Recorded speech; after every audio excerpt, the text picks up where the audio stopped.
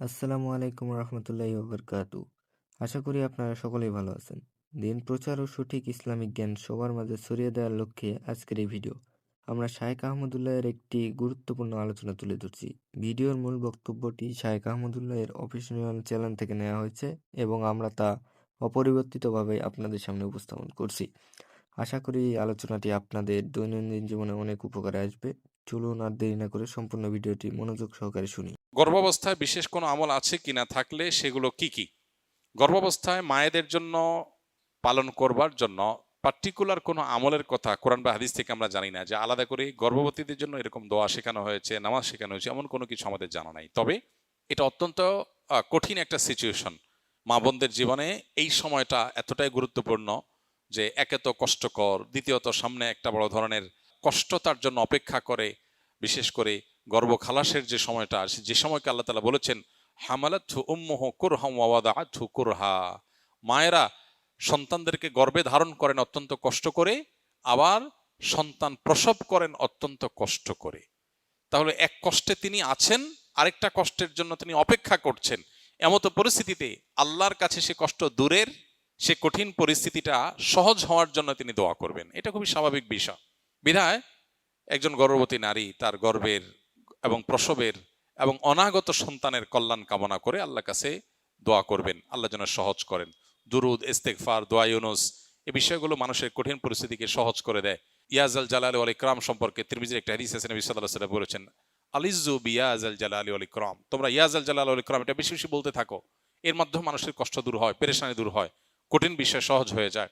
আর দোয়া ইউনুস, লা ইলাহা ইল্লা আনতা সুবহানাক ইন্নী কুনতু মিনাজ জালিমিন, এটা ইউনূস আলাইহিস সালাম আল্লাহর কাছে পেশ করার পর আল্লাহ তাআলা তার কষ্ট দূর করেছেন। আল্লাহ তাআলা বলেছেন ওয়াকাযালিকা নুনজিল মুমিনিন, ঈমানদারদেরকে এভাবে আমি কষ্ট দূর করব। এজন্য একজন গর্ভবতী মা তিনি আল্লাহর কাছে দোয়া ইউনুস পড়তে পারেন, দুরূদ পড়তে পারেন, ইস্তিগফার করতে পারেন, ইয়াজাল জালাল ইকরাম পড়তে পারেন, সাধারণভাবে দোয়া করতে পারেন যেন আল্লাহ তাআলা তার কঠিন বিষয়টাকে সহজ করে দেন এবং অনাগত সন্তান যেন নেক হন। ঘরে ঘরে এখন মা বাবাদের অভিযোগ, এমন বাবা মা পাওয়া খুব কঠিন হয়ে যায় যে বাবা মা এই অভিযোগ করেন না যে আমার সন্তান কেমন যেন, এত চেষ্টা করি কিন্তু সে দিনমুখী না, এত চেষ্টা করি কিন্তু সে অনুগত না, আমরা চেষ্টা করি ভালো রাখার কিন্তু সে যেন উল্টা পথে হাঁটছে।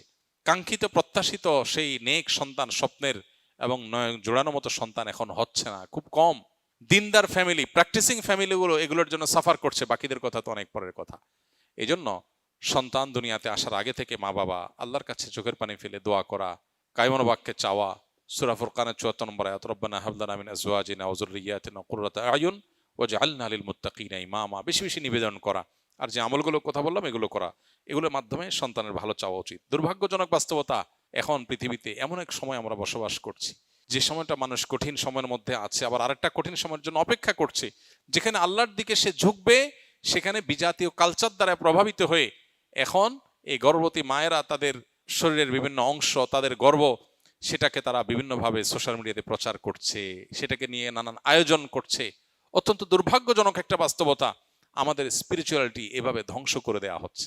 অত্যন্ত গর্হিত যে সমস্ত কৃষ্টি কালচার আছে সেগুলো আমাদের সমাজে প্রবেশ করে দেওয়া হচ্ছে। যা পাচ্ছি আমরা সোশ্যাল মিডিয়াতে গোগ্রাসে গিলছি, একটি বার নিজের বিবেককে জিজ্ঞাসা করার ফুরসতটুকু পাচ্ছি না যেটা কতটা যৌক্তিক কাজ, কতটা ভালো কাজ, অনেক নির্লজ্জের মতো কাজ, আমরা সেটাকে ওয়েলকাম করছি।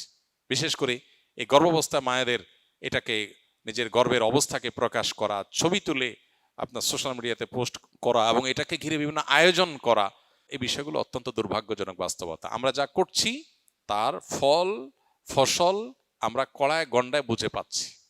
ঘরে ঘরে এখন সন্তানদের বিপদগামিতা, তাদের পথহারা হওয়া, আমাদের এই অঞ্চলে মানুষের বিশেষ করে মুসলমানদের সন্তানদের যে ভালো গুণগুলো ছিল সেগুলো আস্তে আস্তে হারিয়ে যাচ্ছে। আমরা আমাদের বাবা মার জন্য যতটা ভালো, আমাদের সন্তানরা আমাদের জন্য ততটা ভালো নয়। অথচ আমাদের বাবা মারা আমাদেরকে এত সুখ শান্তির উপকরণ দিতে পারেন নাই, আমরা আমাদের সন্তানদেরকে যতটা দিতে পেরেছি। তাহলে গ্যাপের জায়গাটা কি, খুবই পরিষ্কার। তো এই জায়গাগুলোকে আমাদের মাথায় রাখা দরকার এবং আল্লাহ তাআলার কাছে খুব বেশি রুজু হওয়া দরকার।